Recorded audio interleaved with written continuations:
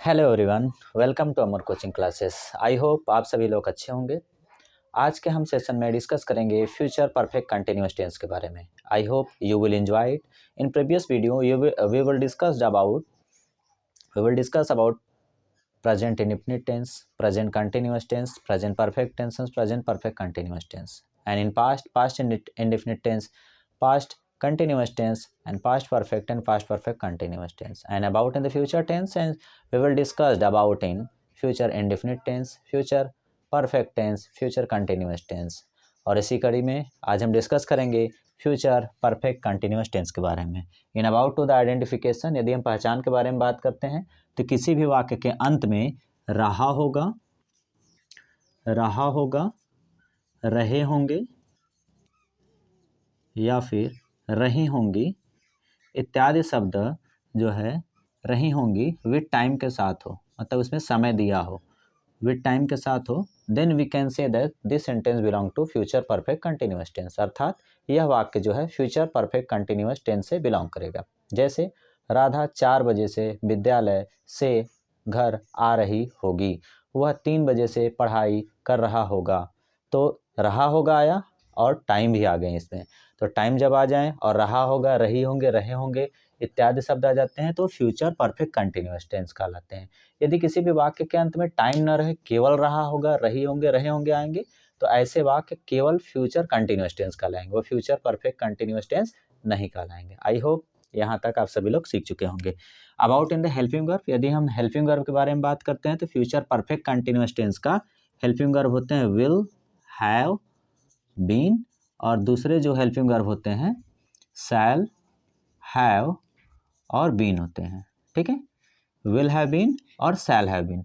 Shell have been का प्रयोग हम आई और वी के लिए करते हैं। ठीक है, यदि हेल्पिंग वर्ब हमारा आई और वी होता है तो हम शैल हैव बीन का प्रयोग करते हैं। बाकी जितने भी सब्जेक्ट होते हैं, चाहे सिंगुलर हो या फिर सब्जेक्ट जो हैं कि प्लूरल हो, ठीक है, इन सभी के साथ हम जो है विल हैव बीन का ही प्रयोग करेंगे।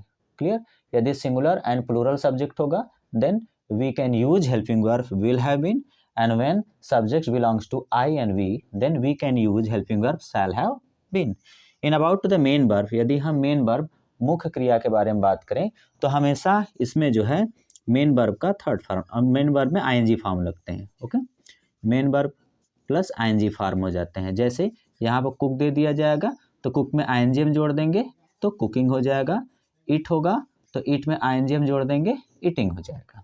ठीक है, ये सारी चीज़ें हम इसमें पढ़ लेंगे। तो आइडेंटिफिकेशन रहा होगा, रही होंगे, रहे होंगे समय के साथ होगा, और helping verb will have been और शैल हैव बीन होंगे, और मेन वर्ब में हमेशा मेन वर्ब का आईएनजी फॉर्म लगेगा। जैसे जंप होगा तो जंपिंग, और कुक होगा तो कुकिंग, और ईट होगा तो ईटिंग हम प्रयोग करेंगे। ओके, यहाँ तक आई होप समझ में आ गया होगा। ठीक है, तो चलिए अब हम आगे चलते हैं। इसके बारे में हम चर्चा करेंगे किस प्रकार से हम सिंपल सेंटेंस बनाते हैं, नेगेटिव सेंटेंस बनाते हैं और इंट्रोगेटिव सेंटेंस बनाते हैं। ओके, अब हम चलते हैं स्ट्रक्चर के बारे में कि सिंपल सेंटेंस को कैसे हम बनाएंगे, नेगेटिव सेंटेंस कैसे बनाएंगे और इंट्रोगेटिव सेंटेंस में कैसे बनाएंगे। सिंपल सेंटेंस यदि हमें बनाना रहेगा फ्यूचर परफेक्ट कंटिन्यूअस टेंस का तो हमें सब्जेक्ट चाहिए, जिसे हम हिंदी में कर्ता कहते हैं। सब्जेक्ट के बाद हेल्पिंग वर्ब हमारे हो जाते हैं विल, हैव, बीन, या फिर जो है कि शैल हैव बीन हो जाएगा, हमारे पास शैल हैव बीन हो जाएगा। उसके बाद जो मेन वर्ब रहेगा उसका आईएनजी फॉर्म हो जाएंगे।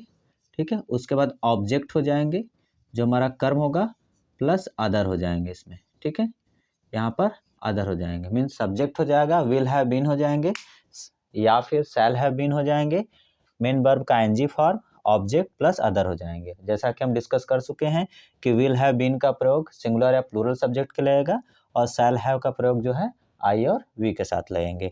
अगर निगेटिव सेंटेंस आ जाते हैं तो जो यहाँ पर विल हैव बीन दिया गया है, ठीक है, तो विल हैव बीन जो रहता है वहाँ पर हो जाएगा विल नॉट हैव बीन हो जाएगा। ठीक है, तो यहाँ पर हो जाएगा विल नॉट हैव बीन, यहाँ पर हो जाएंगे। ऐसे हम सेंटेंस को कंप्लीट कर लेते हैं। ठीक है,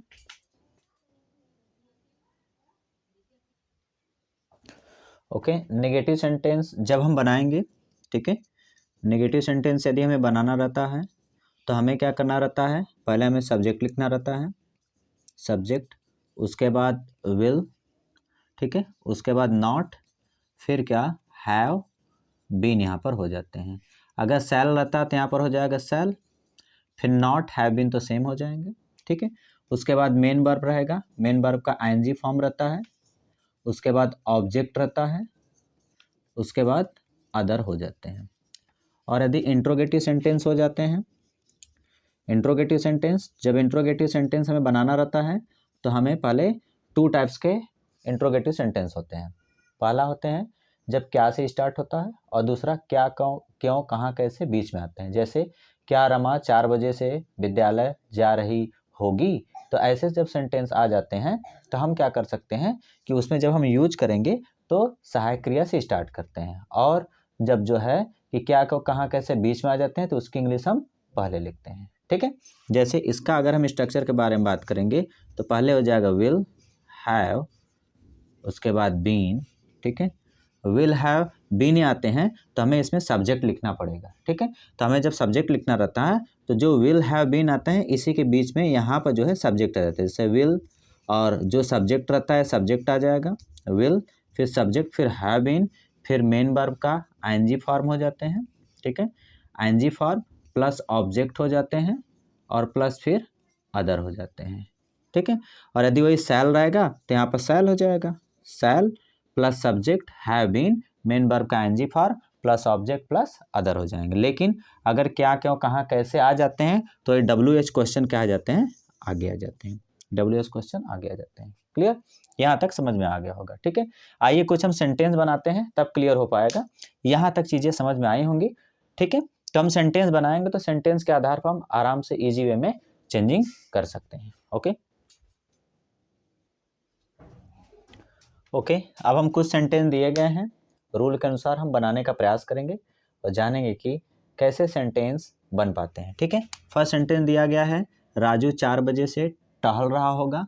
तो हम आइडेंटिफिकेशन देखेंगे कि किसी वाक्य के अंत में रहा होगा आ गया, तो जब रहा होगा आ गया समय के साथ तो यह पहचान हो जाएगा कि फ्यूचर परफेक्ट कंटिन्यूअस टेंस का है, पहले हम पहचान लेंगे।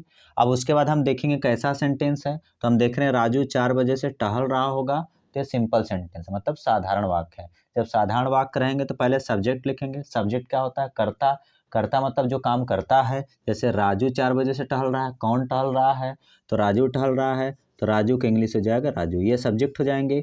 उसके बाद हेल्पिंग वर्ब लगेगा, helping verb future perfect continuous का 2 होता है, एक विल हैव बीन होता है और दूसरा शैल हैव बीन होता है। हम रूल में पढ़ चुके हैं, राजू सिंगुलर है तो सिंगुलर के लिए हेल्पिंग वर्ब लगेगा, विल हैव बीन हो जाएगा, ठीक है, विल हैव बीन हो जाएगा। अब हेल्पिंग वर्ब हो गया, अब मेन वर्ब चाहिए। मेन वर्ब मतलब मुख्य काम क्या हो रहा है, मुख्य काम टहलने को हो रहा है, टहलने को होता है वाक, वाक में आईएनजी जोड़ देंगे तो हो जाएगा वॉकिंग, ठीक है। Raju will have been walking, कब से टहल रहे हैं, 4 बजे से। 4 बजे निश्चित टाइम है, जब कभी बजे कहा जाए तो निश्चित होता है और जब घंटा कहा जाए तो अनिश्चित रहता है। तो जब निश्चित टाइम रहेगा तो हम सिंस का प्रयोग करेंगे और जब निश्चित टाइम नहीं रहेगा तो हम फार का प्रयोग करेंगे। तो यहाँ पर 4 बजे फिक्स टाइम है तो हम यहाँ पर क्या लिखेंगे, सिंस, ठीक है, हो जाएगा सिंस। यहाँ पर हो जाएगा 4 o'clock, ठीक है, 4 o'clock हो जाएगा। तो यहाँ पर हो जाएगा Raju will have been walking since 4 o'clock, ऐसे सेंटेंस बन जाएंगे, ठीक है। दूसरा यदि हम सेंटेंस देखेंगे, हम 3 महीने से दौड़ नहीं रहे होंगे, यहाँ पर नहीं मैं जोड़ देता हूँ तो निगेटिव सेंटेंस हो जाएंगे। हम 3 महीने से दौड़ नहीं रहे होंगे, तो पहली पहचान क्या हो जाएगी, रहे होंगे, टाइम के साथ। जब रहे होंगे गागे गी आ गया तो फ्यूचर, फ्यूचर कर रहे टाइम के साथ, तो रहे होंगे टाइम के साथ जब आ जाए तो फ्यूचर कंटिन्यूअस टेंस। फिर हम सेंटेंस देखेंगे कि कैसा सेंटेंस है, सेंटेंस में नहीं आ गया, नहीं आ गया तो यह नेगेटिव सेंटेंस हो जाएंगे। जब नेगेटिव सेंटेंस हो जाएगा तब हम इसे बनाएंगे। तो पहले सब्जेक्ट, सब्जेक्ट है हम का इंग्लिश होता है we, and we know that we is I and we is a subject where helping verb we will use shall have been, ठीक है। यदि आई और वी आ जाते हैं तो इसके लिए हम helping verb shall have been का प्रयोग करेंगे। तो वी के साथ हम शैल हैव बीन का यूज करेंगे, तो यहाँ पर हो जाएगा शैल, लेकिन नहीं आ गया है तो नहीं के लिए हो जाएगा नॉट, तो यहाँ पर हो जाएगा वी शैल नॉट फिर हो जाएगा हैव बीन हो जाएगा। उसके बाद फिर मेन वर्ब क्या है, दौड़ना, दौड़ने की इंग्लिश होता है रन, रन में आईएनजी जुड़ेंगे तो हो जाएगा रनिंग, ठीक है। रनिंग कब से, 3 महीने से, 3 महीना फिक्स टाइम नहीं है, ठीक है। जब 3 महीना, जैसे कोई डेट दे दिया जाएगा तो फिक्स होगा, महीना दे दिया जाएगा तो फिक्स नहीं होगा, लेकिन महीना का नाम दे दिया जाएगा तो फिक्स होगा। जैसे मैंने कह दिया 4 महीने, 4 वर्ष, तो यह फिक्स टाइम नहीं है, लेकिन कह दिया जाए 2023, 2024, 1992, 1993, तो फिक्स टाइम हो जाएंगे। इसी प्रकार अगर महीना दे दिया गया 3 महीना, 2 महीना, 4 महीना, तो यह फिक्स टाइम नहीं है, लेकिन अगर महीना का नाम दे दिया गया दिसंबर, जनवरी, फरवरी, मार्च, अप्रैल, तो फिक्स टाइम हो जाते हैं। तो फिक्स टाइम के लिए सिंस का प्रयोग, और जब फिक्स टाइम नहीं रहेगा तो फार का प्रयोग। तो यहाँ पे 3 महीने हैं, तो 3 महीने के लिए क्या हेल्पिंग वर्ब लगेगा, फॉर लगेगा, ठीक है। तो यहाँ पर हो जाएगा we shall not have been running for, यहाँ 3 महीने, तो यहाँ पर हो जाएगा 3 मंथ हो जाएंगे, ठीक है। यहाँ पे 3 मंथ हो जाएंगे, तो हो जाएगा we shall not have been running for 3 month, यहाँ पे कंप्लीट हो जाएंगे। क्लियर, यहाँ तक पता हो गया। अब यहाँ पर हम चलेंगे इंट्रोगेटिव सेंटेंस। क्या तुम 2 घंटे से सो रहे होंगे, तो जब क्या से स्टार्ट होता है तो हम क्या की इंग्लिश नहीं लिखते हैं, उसके स्थान पर हम हेल्पिंग वर्ब यूज करते हैं। अब देखेंगे तुम है प्लूरल, जैसा कि हम रूल में पढ़ चुके हैं, चाहे सिंगुलर हो चाहे प्लूरल हो, सभी के साथ जो है कि helping verb will have been ही लगता है, केवल आई और वी के साथ शैल हैव बीन लगेगा। तो यहाँ तुम यहाँ है, तो उसके लिए क्या के लिए हेल्पिंग वर्ब स्टार्ट होगा विल। अब यू आ गया है तो यू यहाँ पर हो जाएगा विल यू, उसके बाद हैव, उसके बाद हो जाएगा बीन हो जाएगा, मतलब हेल्पिंग वर्ब से स्टार्ट हुआ। तुम के इंग्लिश यू हो गया, यह हो गया। उसके बाद मेन वर्ब क्या है, सोना, सोना का होता है स्लीप, और स्लीप में आईएनजी जोड़ देंगे तो हो जाएगा स्लीपिंग। कब से, 2 घंटे से, 2 घंटे टाइम निश्चित नहीं है, तो क्या लगेगा फॉर, ठीक है, फॉर 2 आवर्स, ठीक है, फॉर 2 आवर्स यहाँ पर जाएंगे तो हो जाएगा will you have been sleeping for 2 hours, क्या तुम 2 घंटे से सो रहे होंगे, तो ऐसे सेंटेंस बन जाएंगे। अब नेक्स्ट सेंटेंस देखते हैं, जैसे यहाँ पर दे दिया गया मैं कैसे एक किताब पढ़ रहा होऊंगा, तो रहा होऊंगा आ गया, एक किताब पढ़ रहा होऊंगा, यहाँ पर टाइम नहीं दिया गया तो हम टाइम इसमें इंक्लूड करते हैं। मैं कैसे एक किताब 4 बजे से, 4 बजे से यहाँ पे जोड़ देते हैं, मैं कैसे एक किताब 4 बजे से पढ़ रहा होऊंगा, तो 4 बजे आ गया, टाइम के साथ रहा होऊंगा आ गया, तो फ्यूचर परफेक्ट कंटिन्यूअस टेंस हो गया। अब हम यहाँ पे देख रहे हैं, यहाँ पे प्रश्न है तो यह इंट्रोगेटिव सेंटेंस हो जाएंगे। कैसे बीच में आ गया है तो यह सेकेंड टाइप के हो जाएंगे। तो अब कैसे जब बीच में आता है तो इसकी इंग्लिश हम पहले लिखेंगे, कैसे की इंग्लिश होता है हाउ, उसके बाद हम हेल्पिंग वर्ब लिखेंगे, हेल्पिंग वर्ब है मैं के अनुसार लगेगा, मैं की इंग्लिश होता है आई, और हम पढ़ चुके हैं आई और वी के साथ helping verb shall have been का प्रयोग होगा। इसका मतलब यहाँ पे क्या हो जाएगा शैल, ठीक है। उसके बाद आई लिख देंगे, शैल आई, उसके बाद हैव, उसके बाद बीन हो जाएगा, तो हो जाएगा how shall I have been. अब मेन वर्ब क्या है, रीडिंग, पढ़ना है, तो रीड हो जाएगा, रीड में हो जाएगा रीडिंग, क्या पढ़ रहे हैं, एक किताब पढ़ रहे हैं ऑब्जेक्ट, तो हो जाएगा अ बुक। अब कब से पढ़ रहे हैं, 4 बजे। अब 4 बजे निश्चित समय होगा, जब घंटा देगा तो निश्चित नहीं है, 4 बजे फिक्स टाइम हो गया, तो यहाँ पर हम लिख देंगे क्या सिंस, ठीक है, 4 o'clock, सिंस यहाँ पर हो जाएगा 4 o'clock यहाँ पर हो जाएगा, ठीक है। तो सेंटेंस इंट्रोगेटिव सेंटेंस, यहाँ भी क्या हो जाएंगे इंट्रोगेटिव सेंटेंस, ऊपर वाले में भी रहेगा नीचे वाला में इंट्रोगेटिव सेंटेंस है। How shall I have been reading a book since 4 o'clock, ठीक है। अगर इसी वाक्य में आ जाता कि मैं कैसे एक किताब 4 बजे से नहीं पढ़ रहा हूँगा, तो जो यहाँ पर है हैव बीन, इसी के बीच में नॉट लगा देते हैं, हम इंट्रोगेटिव सेंटेंस हो जाते हुआ, ठीक है। समझ में आ रहा बात ना, मैं कैसे एक किताब 4 बजे से पढ़ रहा हूँ तो उसका हो जाएगा how shall I have been reading a book since 4 o'clock हो जाएगा। लेकिन अगर इसी सेंटेंस में जाता मैं कैसे एक किताब 4 बजे से नहीं पढ़ रहा हूँगा, तो हाउ शैल आई हैव, फिर उसके बाद नॉट बीच में आता था, have not been reading a book since 4 o'clock हो जाते हैं, ठीक है। तो जब नॉट रहेगा तो हम बीच में लगा देते हैं, क्योंकि हैव के पहले यहाँ पर सब्जेक्ट का यूज हो गया है। क्लियर, ठीक है। आई होप यहाँ तक समझ में आया होगा।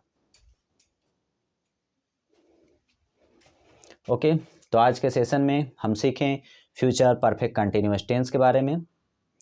आई होप आप सभी लोग अच्छे सीखे होंगे। In about to the identification we will discuss about the identification if the last word in the present is रहा होगा, रही होंगे, रहे होंगे, then we can say that this sentence belong to future perfect continuous tense. But remember one thing is the time. If the time is not present in the sentence, then the sentence belongs to future continuous tense. Okay.